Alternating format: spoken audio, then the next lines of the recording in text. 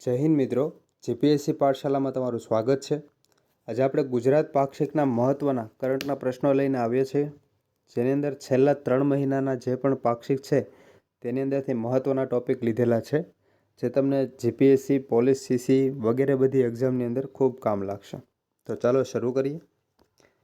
પહેલો પ્રશ્ન, મોરાન સમુદાયના લોકો કયા જિલ્લામાં રહે છે? મોરાન સમુદાયના લોકો અસમના તિનસુકિયા જિલ્લાના બારેકુરી ગામમાં રહે છે. હાલમાં તે ચર્ચામાં હતું કેમ કે પ્રધાનમંત્રીના મન કી બાત કાર્યક્રમમાં હુલ્લોક ગિબ્બનનો ઉલ્લેખ થયો હતો. હુલ્લોક ગિબ્બન જે છે તે એક બંદર છે, જે અહીંના લોકો જે છે તો આ ગામ બારેકુરી છે ત્યાં તે રહે છે, અને અહીંના લોકો તેને હોલો બંદર તરીકે ઓળખે છે. આ બંદર અસમ, અરુણાચલ પ્રદેશ, પૂર્વ બાંગ્લાદેશ, મ્યાનમાર વગેરે જગ્યાએ રહે છે, જેમાં સૌથી વધારે ભારતમાં રહે છે. આ બંદર IUCN લિસ્ટની અંદર અતિ સંવેદનશીલની યાદીમાં છે. તે શાકાહારી હોય છે અને તેને પૂંછડી હોતી નથી, અને અહીંના લોકો તેની સાથે કનેક્ટ થવા માટે તેને મનપસંદ વસ્તુ બધી કરે છે, જેમાંથી હાલમાં અહીંના લોકોએ કેળાની ખેતીની શરૂઆત કરી છે હુલ્લોક ગિબ્બન માટે. તે માટે તે હાલમાં ચર્ચામાં હતું, તો ખાસ યાદ રાખજો. આ છે હુલ્લોક ગિબ્બન. બ્લેક જે છે તે નર છે અને બ્રાઉન છે તે માદા છે. બીજો પ્રશ્ન, આચાર્ય દેવવ્રતજીએ તાજેતરની અંદર શક્તિપુંજની ઉપમા કોને આપી છે? શક્તિપુંજની ઉપમા આપેલી છે હરિયાણાના 25 વર્ષના પહેલવાન સંજયસિંહને આપી છે. તેઓએ પ્રાકૃતિક કૃષિ પદ્ધતિના બ્રાન્ડ એમ્બેસેડર હોવાનું રાજ્યપાલે તેને જણાવ્યું છે.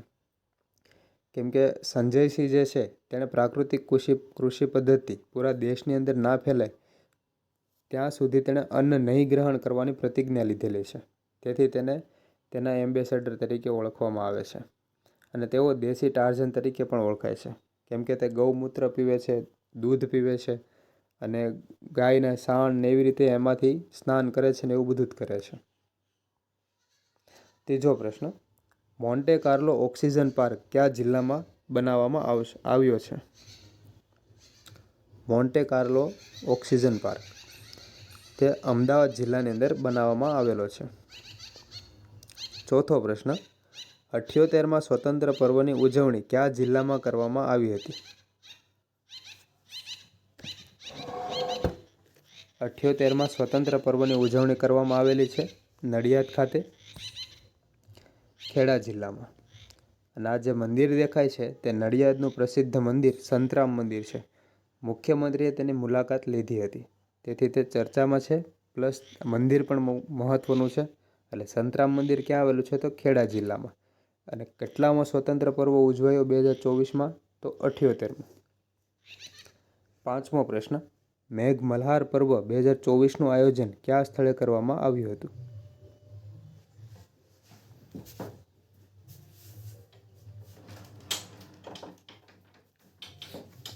મેઘ મલ્હાર પર્વ 2024નું આયોજન સાપુતારા ખાતે કરવામાં આવેલું છે. છઠ્ઠો પ્રશ્ન, ગુજરાતમાં આવેલ શક્તિપીઠ પૈકી બહુચરાજી મંદિર કયા જિલ્લામાં આવેલ છે? બહુચરાજી મંદિર આવેલું છે મહેસાણામાં. હાલમાં ચર્ચામાં હતું કેમ કે તેનું નિર્માણ થઈ રહ્યું છે ફરીથી, એ માટે. સાતમો પ્રશ્ન ખૂબ મહત્વનો, 100% પરીક્ષામાં પૂછાય તેવો છે. ચરાઈ દેવ મેદામ એ યુનેસ્કોની વિશ્વ વિરાસત સ્થળની યાદીમાં સમાવિષ્ટ થવા જઈ રહ્યું છે. તે કયા રાજ્યમાં આવેલ છે? ચરાઈ દેવ મેદામ. આ છે તે આવેલું છે આસામની અંદર. તે ભારતની 43મી સાઇડ બનશે. ચરાવ દેવનો અર્થ થાય છે શિખર પર આવેલ ચળકતું નગર. આ અહોમ રાજવંશની પ્રથમ રાજધાની હતી. અહોમ રાજવંશના લોકો પોતાના પૂર્વજોના શબ અને તેમની કિંમતી ચીજોને પારંપરિક રૂપે મેદામમાં રાખતા હતા. મેદામ એટલે ટેકરી જેવો એક ઢાંચો હોય છે, જે ઉપરથી માટીથી ઢંકાયેલો હોય છે અને નીચેથી એકથી વધુ ઓરડા હોય છે. લોકો માટે આસ્થાનું પ્રતીક છે, શ્રદ્ધાનું કેન્દ્ર છે. અને અહોમ સામ્રાજ્ય જે છે તે 13મી શતાબ્દીથી શરૂ કરીને આ સામ્રાજ્ય 19મી સદીની શરૂઆત સુધી ચાલ્યું હતું. ખૂબ મહત્વનું છે, યાદ રાખજો. આઠમો પ્રશ્ન, પ્રોજેક્ટ પરીનું પૂરું નામ જણાવો. જવાબ આવશે public art of India. Project પરી પબ્લિક આર્ટને લોકપ્રિય બનાવવા માટે ઉભરતા કલાકારોને એક મંચ પર લાવવાનું મોટું માધ્યમ છે. તમને સડકો ઉપર, દિવાલો ઉપર, કિનારે, અંડરપાસમાં જ્યાં પણ સુંદર ચિત્રો દેખાય છે, આ બધા આ કલાકારો દોરે છે અને કલાકારો પરી સાથે જોડાયેલા હોય છે. 9મો પ્રશ્ન, રાષ્ટ્રીય હાથશાળ દિવસ કઈ તારીખે ઉજવવામાં આવે છે? હેન્ડલૂમ દિવસ તરીકે પણ ઓળખીએ છીએ. તે ઉજવવામાં આવે છે 7 ઓગસ્ટના દિવસે. ખાસ યાદ રાખજો, ખૂબ મહત્વનું છે. 10મો પ્રશ્ન, રાજ્ય અને તેની મહત્વની સાડીની યોગ્ય જોડ પસંદ કરો. છેલ્લે લગભગ PSIની પરીક્ષામાં પણ સાડીનો પ્રશ્ન પૂછાયો હતો અને આ તો પાક્ષિકની અંદર સાડી આપેલી છે બધી. સંબલપુરી સાડી ઓડિશા, માહેશ્વરી સાડી મધ્યપ્રદેશ, પેઠણી સાડી મહારાષ્ટ્ર કે આપેલ તમામ સત્ય છે? બધા નામ મહત્વના છે, યાદ રાખજો. આપેલ તમામ સત્ય છે. અન્ય મહત્વના હેન્ડલૂમ તો હિમાચલની ભૂટ્ટીકો શાલ, વિદર્ભના હેન્ડ બ્લોક પ્રિન્ટ અને જમ્મુ કાશ્મીરની કની શાલ. એટલી વસ્તુ પાક્ષિકમાં ઉલ્લેખ હતો, તો ખાસ યાદ રાખજો. 11મો પ્રશ્ન, વાઘ દિવસ કયા દિવસે ઉજવાય છે? વાઘ દિવસ 29 જુલાઈએ ઉજવાય છે.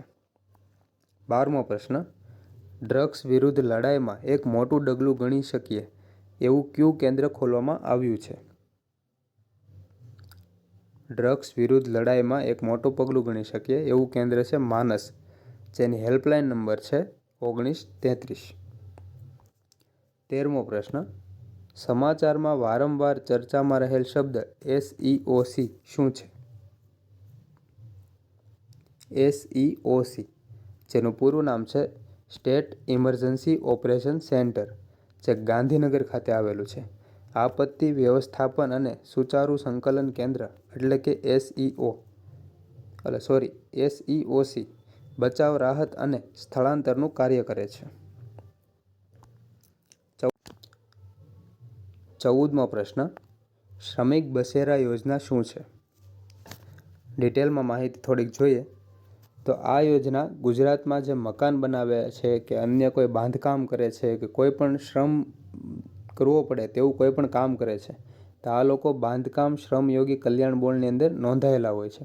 તો આ જે શ્રમિકો છે તે પરિવારને વ્યક્તિગત રીતે 5 રૂપિયાના દરે પ્રતિદિને ભાડે રહેવાની સુવિધા પૂરી પાડવામાં આવે છે. જેની અંદર 6 વર્ષથી નાના બાળક હોય છે, જો જેની ઘરમાં 6 વર્ષ અથવા તેનાથી નાના બાળક હોય છે તો તેનું ભાડું લેવામાં આવતું નથી. અને જ્યાં પણ કામ ચાલતું હોય ત્યાંથી 1 કિલોમીટરની અંતરમાં આ રહેઠાણ પૂરું પાડવામાં આવે છે. તો આ છે શ્રમિક બસેરા યોજના. 15મો પ્રશ્ન, વિશ્વ સિંહ દિવસની ઉજવણી કયા દિવસે કરવામાં આવે છે? જવાબ આવશે 10 ઓગસ્ટ. વન અને કલ્યાણ મંત્રી છે મુળુભાઈ બેરા. 16મો પ્રશ્ન, સમગ્ર એશિયામાં વોટર ક્રેડિટ મેળવનાર પ્રથમ ડેમ હસનાપુર કયા જિલ્લામાં આવેલ છે? હસનાપુર ડેમ ક્યાં આવેલો છે? તે આવેલો છે જૂનાગઢમાં. આ ડેમ ઉબેણ નદીની ટ્રિબ્યુટરી નદી લોલ નદી પર બાંધવામાં આવેલો છે. ખાસ યાદ રાખજો, ખૂબ મહત્વનું છે. લોલ નદી, જૂનાગઢ. હસનાપુર ડેમ. 17મો પ્રશ્ન, નીતિ આયોગ દ્વારા બહાર પાડવામાં આવતા SDG ઇન્ડેક્સ 2023-24માં ગુજરાત આરોગ્ય સુવિધા સુખાકારી ક્ષેત્રે કયા ક્રમે રહ્યું છે? તાજેતરમાં જે ફોરેસ્ટની પરીક્ષા લેવાણેલી છે તો તેની તમામ શીટમાં એટલે કે બધા પેપરની અંદર ફરજિયાત 2 પ્રશ્ન SDGના પૂછાયેલા છે. તો SDGના કુલ 17 ગોલ હોય છે, તેમાંથી એક ગોલ છે આરોગ્ય સુવિધા સુખાકારી. તો તેની અંદર ગુજરાતનો ક્રમ કેટલામો છે? ગુજરાતનો ક્રમ પ્રથમ રહેલો છે. SDG એટલે sustainable development index, sustainable development goals, તેમાં કુલ 17 ગોલ હોય છે અને 113 સૂચકાંકો હોય છે. તેનું મૂલ્યાંકન કરવામાં આવે છે. તો આ 2 લાઈન ખૂબ મહત્વની છે, 17 ગોલ અને 113 સૂચકાંકો. સૌપ્રથમ SDG ઇન્ડેક્સ 2018માં બહાર પાડવામાં આવ્યો હતો. આ 17 ગોલ છે, પોઝ કરીને તમે વાંચી શકો છો. પાક્ષિકમાં ઉલ્લેખ થયેલ મહત્વના ધોધ છે ગીરા ધોધ, જે ડાંગ ખાતે આવેલો છે, ચીમર ધોધ, જે તાપીમાં આવેલ છે, વિલ્સન હિલ ધોધ, જે વલસાડમાં આવેલ છે, અને એક ડેમનો પણ ઉલ્લેખ થયો હતો કેલિયા ડેમ, જે નવસારીના વાસંદામાં ખરેરા નદી પર આવેલો છે? હવે આ પ્રશ્નનો જવાબ તમારે કોમેન્ટ બોક્સની અંદર કોમેન્ટ કરવાનો છે. કુંવરબાઈનું મામેરું યોજનામાં કેટલા રૂપિયાની સહાય અપાય છે? કેટલા રૂપિયા મામેરા તરીકે અપાય છે? તો આનો જવાબ તમને જો આવડતો હોય તો કોમેન્ટ કરજો, અને ના આવડતો હોય તો ગૂગલમાં જોઈ અને પછી કોમેન્ટ કરજો. એટલે એક પ્રશ્ન તમારો આ થશે. થેન્ક યુ મિત્રો. આ હતા પાક્ષિકના પ્રશ્નો. જો તમને આપણો આ વિડીયો પસંદ આવ્યો હોય તો લાઈક અને શેર જરૂરથી કરજો, અને સબસ્ક્રાઈબ પણ કરી લેજો. Thank you. જય હિન્દ.